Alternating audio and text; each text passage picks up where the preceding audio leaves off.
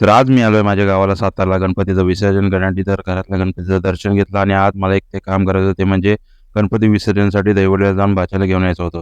तर बूट घालून रेडी झालो आणि बहिणीसाठी काही मम्मीने भाजी दिली होती, ती भाजीची पिशवी घेतली आणि निघालो दहीवडीला.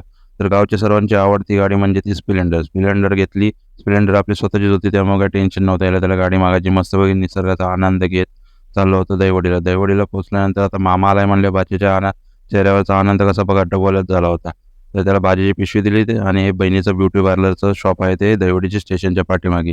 आतमध्ये गेलं तर दुसरा बाजार झोपला होता.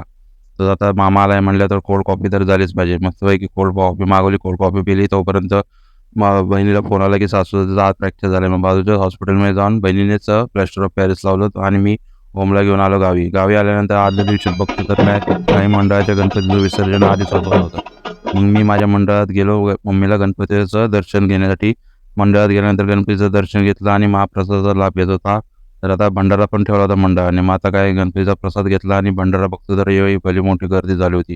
अख्खं मंडळाच्या गावातले सगळेच माणसं गणपतीचा प्रसाद घ्यायसाठी. मग मित्राच्या घरी गेलो आणि तिथं जेवण मागवलं. तर मित्राच्या घरी जाऊन जेवलो आणि नंतर आता व्हिडिओ आवडला असेल तर व्हिडिओला लाईक करा, शेअर करा आणि हो कमेंट करून सांगा व्हिडिओ कसा झाला आहे.